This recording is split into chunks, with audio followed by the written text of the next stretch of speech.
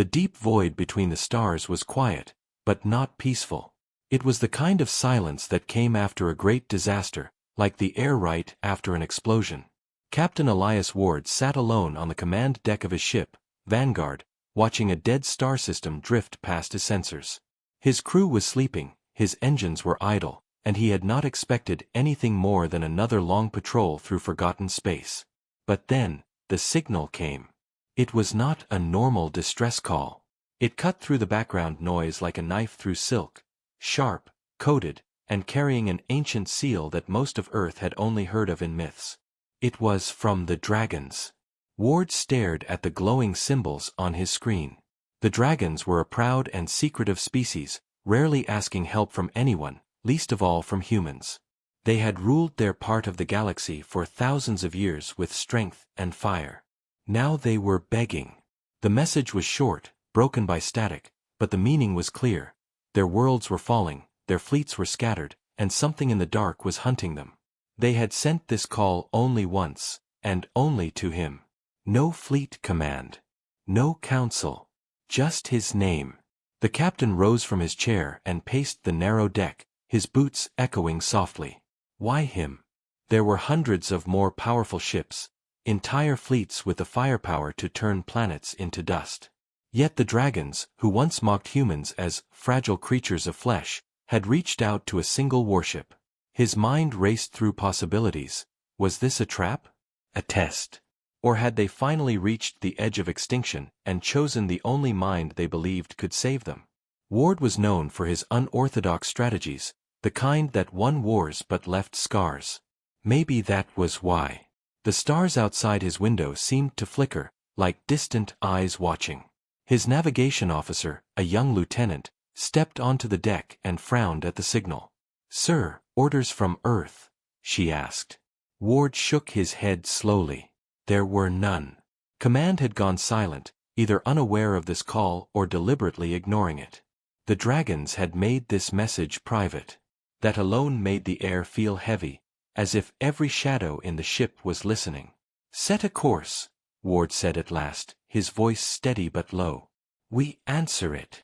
The Vanguard turned toward the coordinates hidden in the signal, a sector deep in dragon territory where no human ship had gone alone before.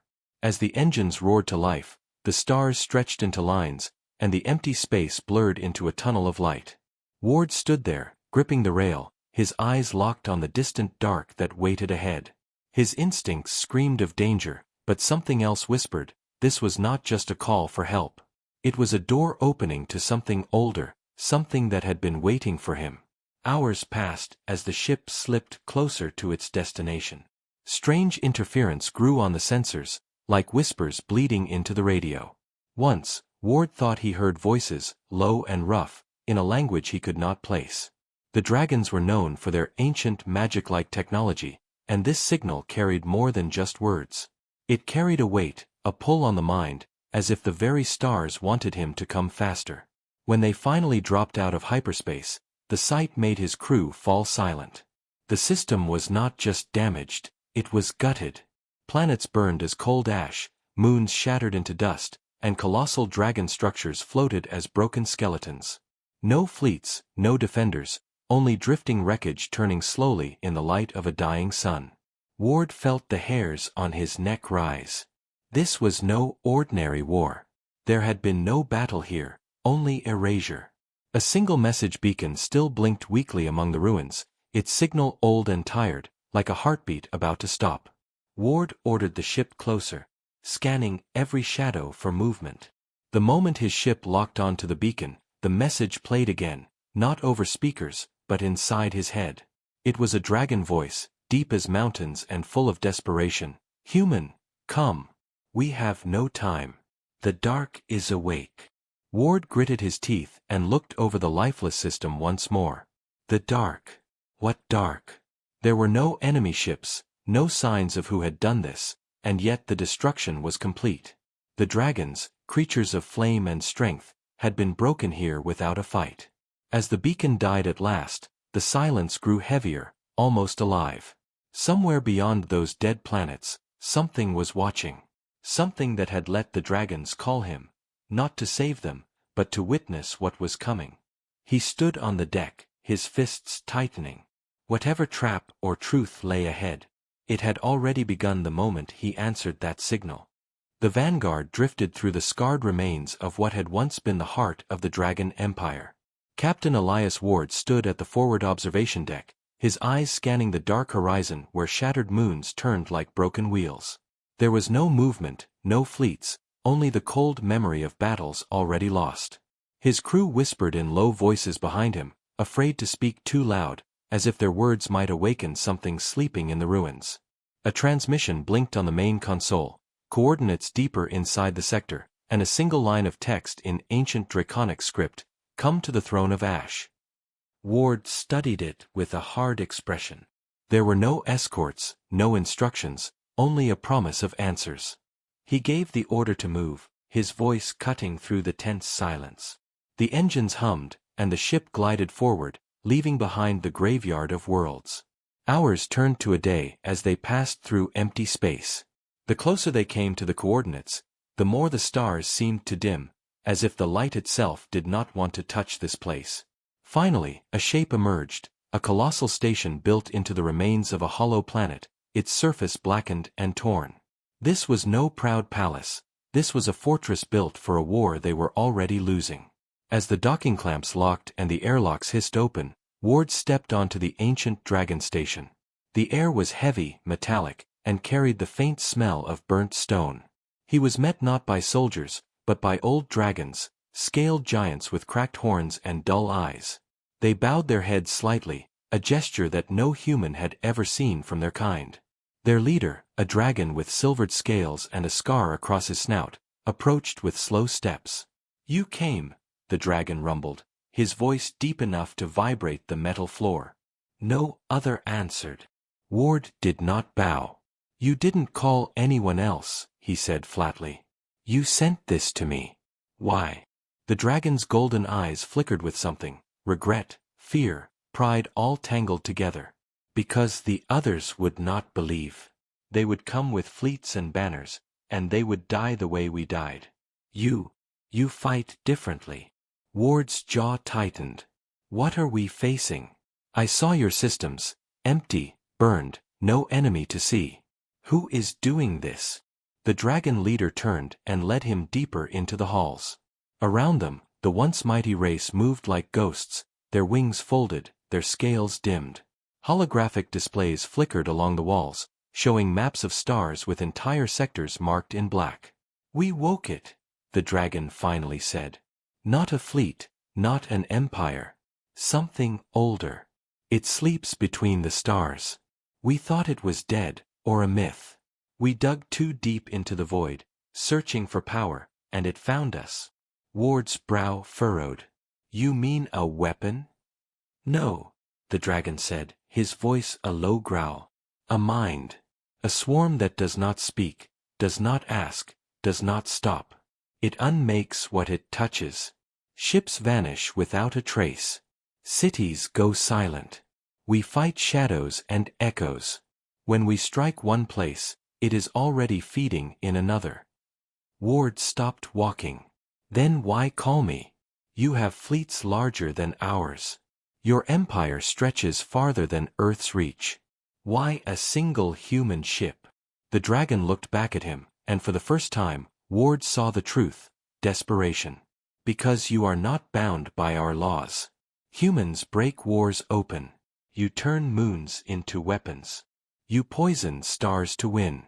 We have heard the stories of your silent wars. We do not want a savior. We want a mind that will do what we cannot." Ward stared at him for a long moment. His ship was alone, far from home, surrounded by a dying empire asking for the kind of help that left scars on history. He felt the weight of their gaze, of the empty systems he had passed, of the signal that had chosen him. Somewhere in this darkness, something moved, waiting for his choice. "Show me where it will strike next," he said at last. The dragons led him to a war room lit by the cold glow of dying stars. Maps stretched across the table, sectors marked in crimson, fleets scattered like broken bones. One system blinked in faint blue, Caraxes, a mining world with little left to defend. It was where the next shadow was expected. Ward leaned over the map, tracing the routes with his finger. "You want me to hold this with one ship?" he asked. "You will have what remains of our fleet," the dragon replied, and it was almost a whisper. 17 ships, most damaged. Crews half-trained. We cannot send more. Ward nodded slowly, his mind already moving through plans, traps, ambushes. He had done more with less before. But this was not just a battle. This was something worse, an enemy that erased, an enemy that left no trace. He felt the hum of the station through his boots, like a heartbeat running out of time. Outside, the stars shifted, as if the darkness itself was breathing. Ward turned to the dragon leader, his voice quiet but sharp. "If this thing comes for you, it will come for us all. You know that, don't you?" The dragon closed his eyes briefly. "Yes. That is why we called a human."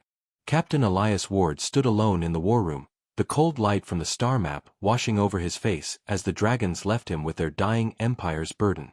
Outside the massive windows, the hollow planet that housed their station turned slowly, its crust split by old scars of war.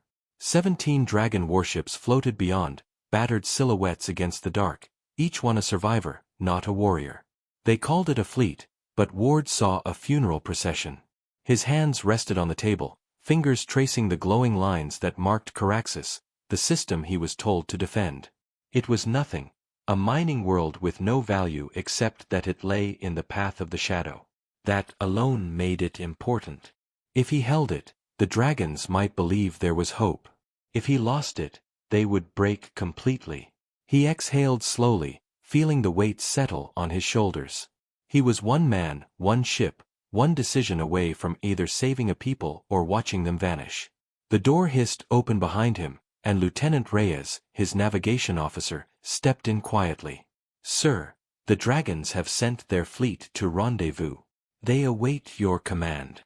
Ward didn't answer at once. His eyes were locked on the dark sector beyond Caraxus. The enemy, whatever it was, moved like a predator he could not see. It left no wreckage that spoke, no prisoners, no transmissions. Just silence and ash. He hated fighting ghosts. But ghosts had killed empires before. "Did Earth respond yet?" he asked finally. Reyes shook her head. "No signal. Either they're too far, or they're watching and waiting." Ward let a bitter smile touch his lips. "They're waiting to see if we survive." He turned from the map and walked the length of the war room, boots echoing on the metal floor. His mind turned over plans that would have made most admirals uneasy, turning planets into traps, mining moons with forbidden warheads, using civilian infrastructure as bait. Humans had fought their silent wars like that once, and though history never spoke of it loudly, those wars had left scars across 3 arms of the galaxy. Ward had been a student of those scars. The dragons had asked for a savior, but they did not understand what kind of savior a human could be. He opened a channel to the dragon leader, the one called Zarkal. The massive scaled creature appeared on the holographic screen, his wings folded, his golden eyes like molten suns dimmed with age. "You want me to hold Caraxus," Ward said. "Fine. But you will give me full control. No council votes, no ceremonial chains. I command, or I walk." The dragon's nostrils flared, smoke curling out like a dying ember. "You ask much." "You asked first," Ward replied. There was a long pause, and then the dragon lowered his head slightly. "So be it. Caraxus is yours to guard." Ward ended the transmission. He turned to his officers. "Signal the vanguard. We leave within the hour." As his ship departed the blackened station, the dragon fleet followed like broken teeth scattered across the stars. Ward studied them on the display, each one slower than his own, shields cracked, weapons mismatched. This was not a fleet for war. This was a shield made of paper. During the long flight, Ward spent his nights alone in the captain's quarters, watching the shadows move on the edge of the star charts. The enemy had not shown itself, but its presence was everywhere. Systems falling silent one by one, entire colonies gone dark with no cry for help. He began to notice a pattern, a rhythm to the destruction. It was not random. It was hunting with thought. He started laying his traps. Old cargo haulers were stripped and filled with volatile plasma, ready to become drifting mines. Abandoned satellites were turned into signal beacons that would confuse sensors. The moons around Caraxes were seeded with deep drills that could collapse their crust if triggered. It was ugly, it was dangerous, but it was human. Lieutenant Reyes watched him from the edge of the command deck one evening as he reviewed the last set of schematics. "Sir, if this works, we might save them." "If it works," Ward said, his voice flat. "And if it doesn't, we make them pay for every second they take." She hesitated. "Do you believe them? About this thing they woke?" Ward stared out the window at the stars. "I believe they're dying. And dying races don't lie about what kills them. Not like this." 2 days later, they arrived in the Caraxes system. It was worse than Ward expected. Cold, industrial, barely alive. Mining towers stretched like broken fingers across the frozen surface of the main planet. Civilian freighters fled as soon as they saw the incoming fleet, their engines flaring weakly in the dark. There were no defenses worth the name, only what Ward had brought. The dragons looked to him for orders. He gave them like a surgeon planning to cut into dead flesh. "Form a perimeter. Power down active scans. Let them think this system is empty." Night fell across Caraxes, and with it came the first sign, just a whisper on the edge of the sensors. Not a ship. Not a fleet. A ripple, like a shadow sliding between the stars. The crew grew silent as the screens flickered. Ward's eyes narrowed. "There you are."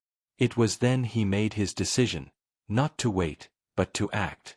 The traps would hold, or they would burn, but the enemy would see that humans did not guard like dragons. They hunted back. The Caraxes system slept beneath a cold star, its mining towers standing like frozen sentries, silent and lifeless.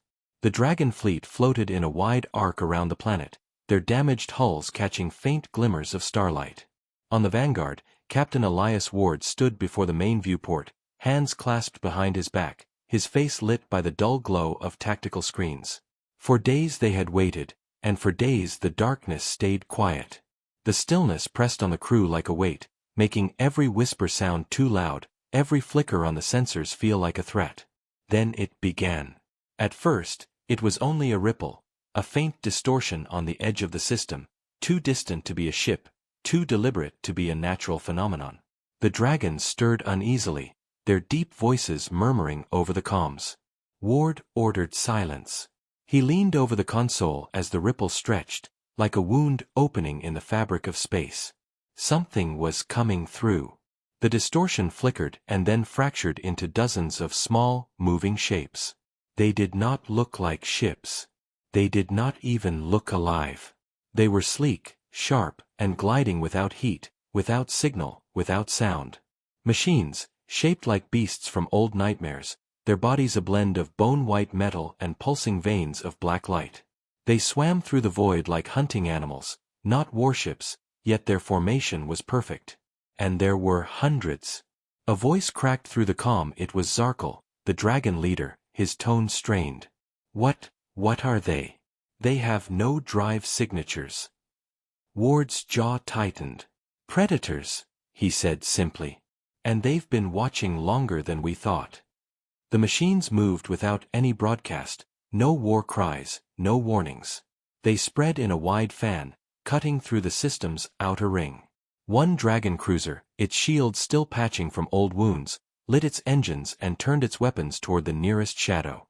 Ward opened his mouth to stop them, but the captain of that ship fired first. A single line of dark energy cut through space, silent, colorless, like the night itself folding into a blade. The dragon cruiser split apart without sound, its hull folding in on itself like paper consumed by invisible fire. No explosion. Just sudden, total silence where a warship had been. Gasps filled the Vanguard's deck. Ward didn't flinch. His voice was a low growl.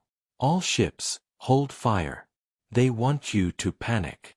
The predators moved closer, circling, their shapes shifting as if their forms were liquid metal molded by thought. They were not here to destroy the fleet all at once. They were here to learn. Ward saw it in the way they darted between sensor beams, the way they ignored his decoys. They were measuring, mapping, testing the fear in their prey. He turned to Lieutenant Reyes. Trigger Phase 1. Throughout the system, dormant mines hidden in drifting debris came alive. Old haulers, packed with volatile plasma, lit up with a sudden burn. The predators turned toward them, and for the first time, the void flashed with light. Explosions ripped through the first wave of machines, scattering their perfect formation. Shards of metal spun away, black light leaking like smoke. The dragons roared over the comms, their voices fierce and wild. For a brief moment, it felt like a victory. Then the machines adapted. Ward watched in grim silence as the predators shifted, their shapes folding into new forms, their movements changing. They began to avoid the mines with inhuman precision, weaving through the wreckage like water flowing around rocks. The second wave came in faster, sharper, angling toward the moons Ward had seeded with hidden charges. Phase 2, he said. The moons cracked open like eggs, their crusts collapsing inward as deep drills triggered seismic destruction. Massive fragments spun into the enemy's path, slamming into their ranks. More were torn apart. Yet even as they fell, they did not retreat. They reformed, their numbers twisting into a single spearhead that pointed straight at the vanguard. Reyes looked at him, eyes wide. They're ignoring the dragons. Of course they are, Ward muttered. The dragons called me. The enemy closed in, their silent formation cutting through what remained of the dragon fleet.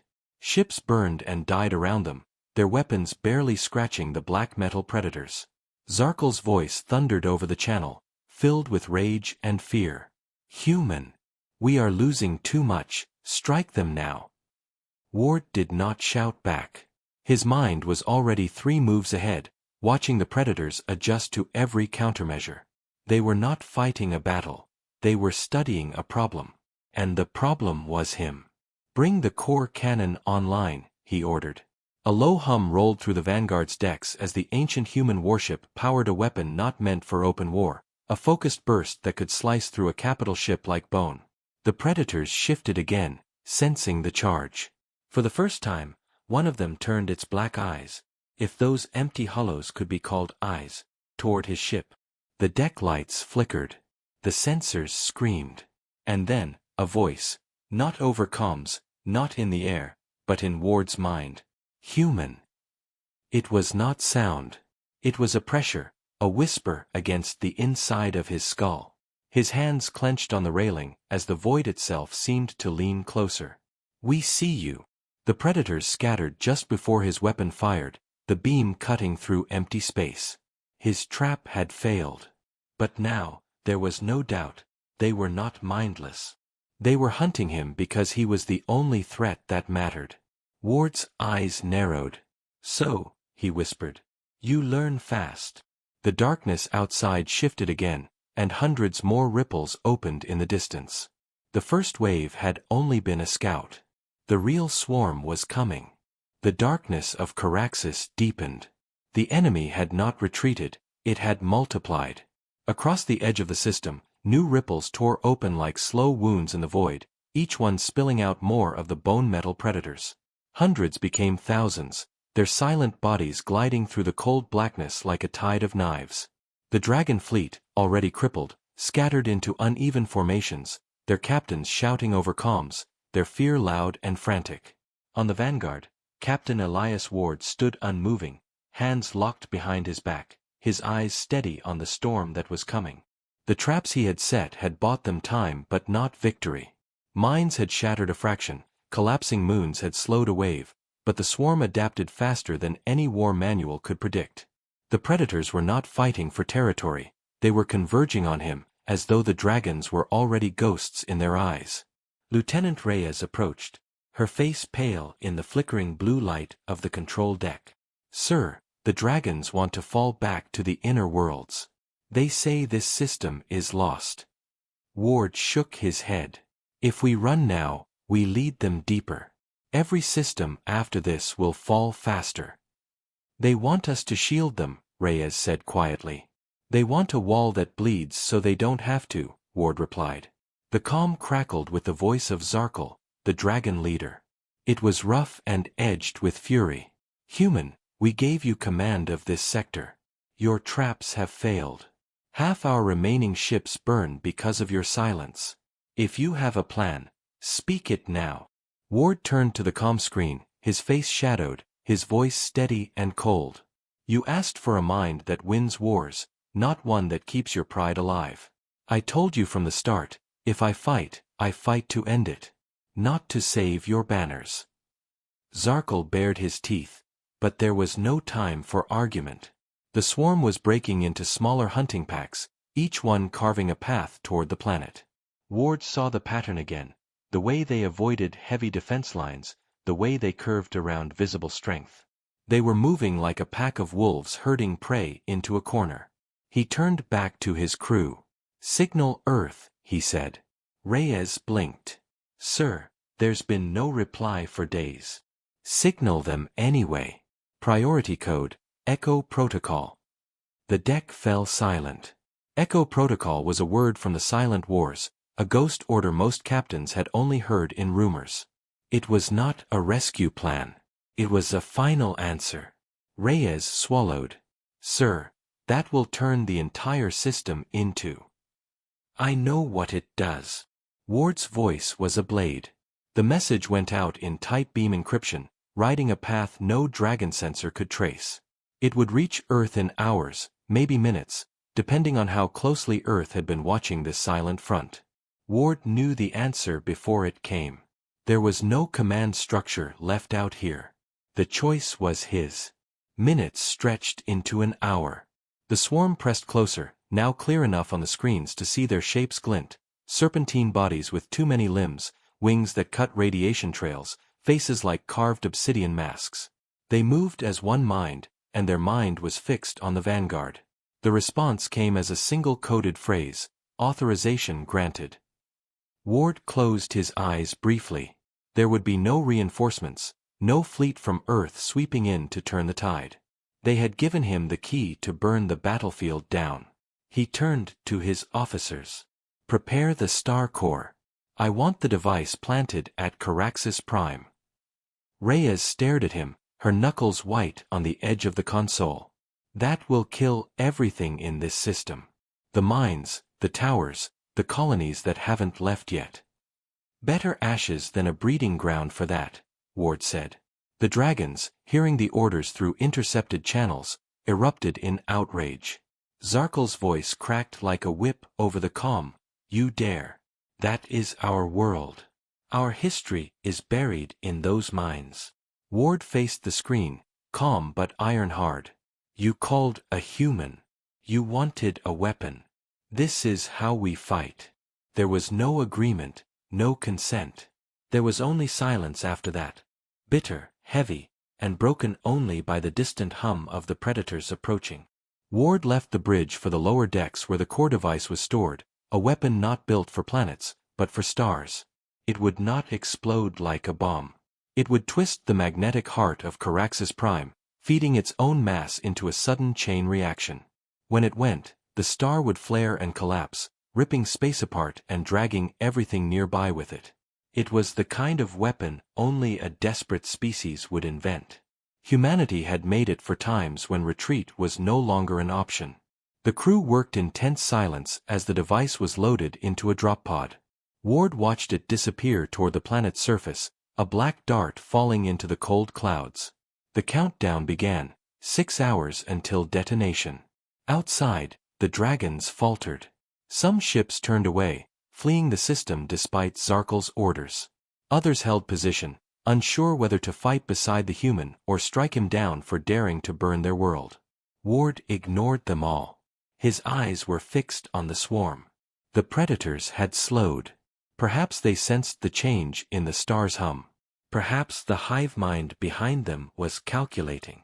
One of the larger forms, a massive, mantis-like machine with a spiked crown, broke formation and moved closer to the vanguard. Again, Ward felt the pressure in his mind, that alien whisper that was not sound. You would burn your own shelter. Ward gritted his teeth. It speaks, he thought. Not to parley, not to beg, but to measure. He stepped forward, his voice a whisper against the deck's cold air. If shelter means letting you live, I'll burn every star I find. The machine did not answer. It turned, folding its jagged limbs, and the swarm tightened like a fist. Hours passed like slow poison.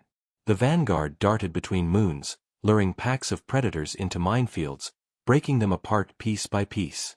Dragon cruisers sacrificed themselves in sudden bursts, tearing gaps in the tide. Every minute brought them closer to the core's ignition, but the cost was brutal.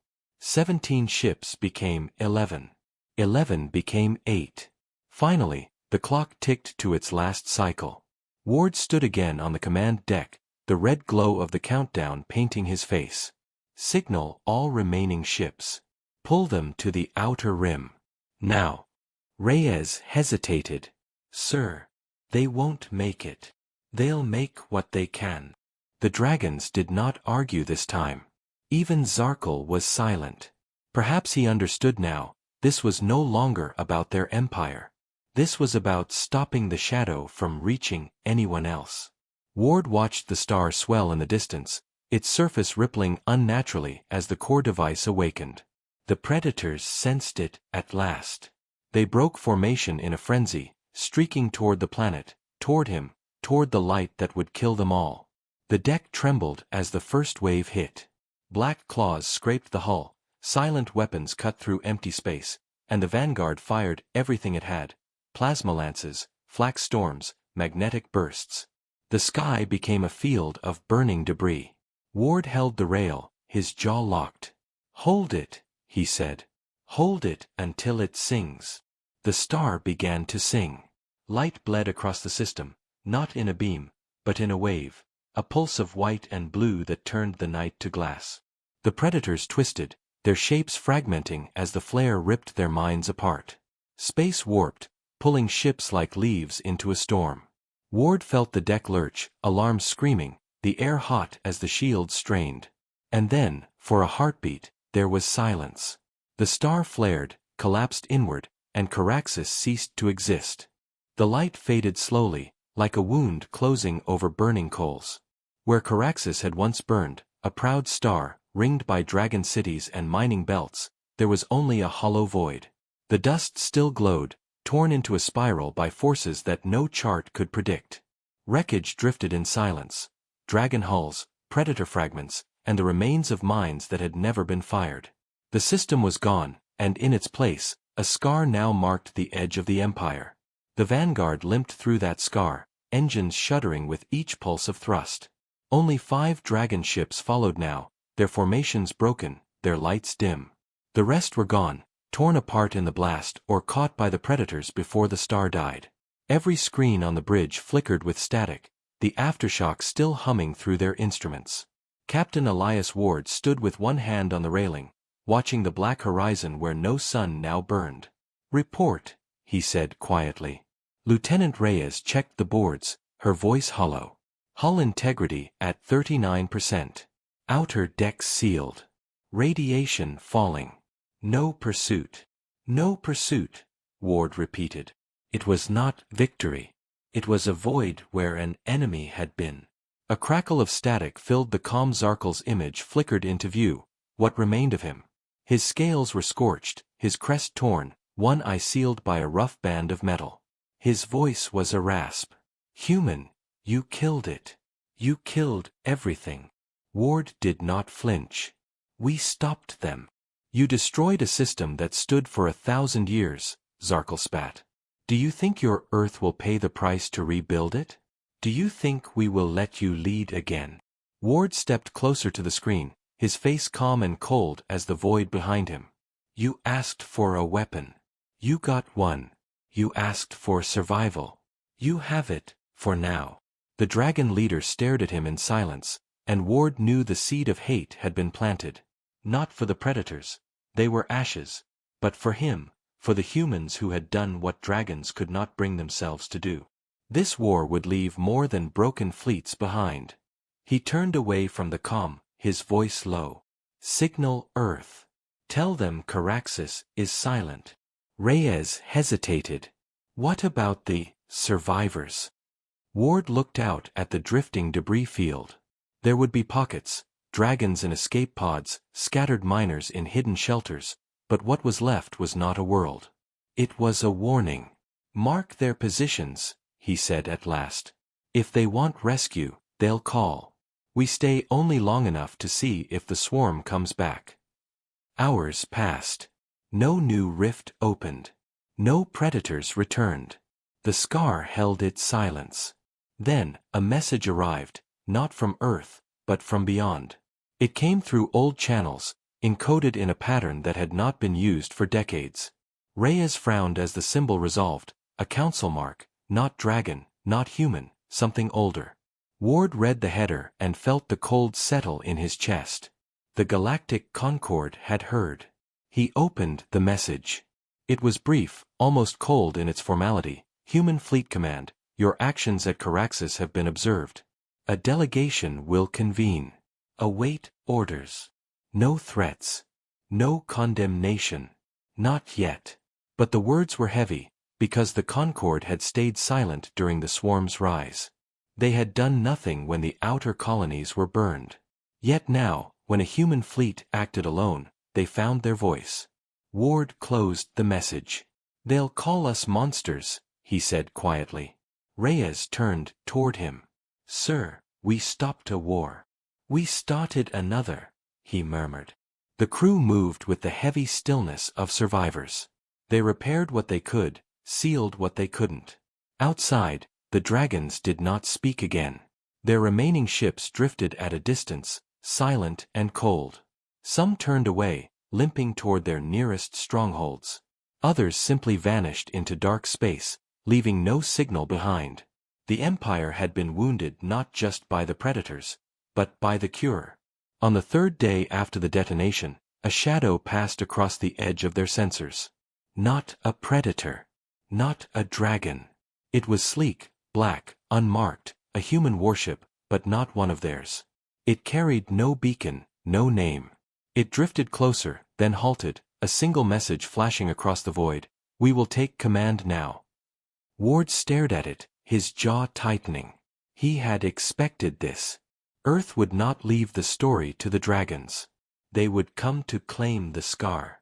The ship sent no more words. Only a docking channel. Ward walked the empty corridors to the airlock alone. The crew watched him pass, their eyes heavy with questions they did not dare ask. He stepped into the waiting chamber as the air hissed. The door opened, and 3 figures entered, black armor, faces masked, the symbol of Earth Command burned in silver on their shoulders. The one in the lead spoke, voice cold and flat. Captain Elias Ward.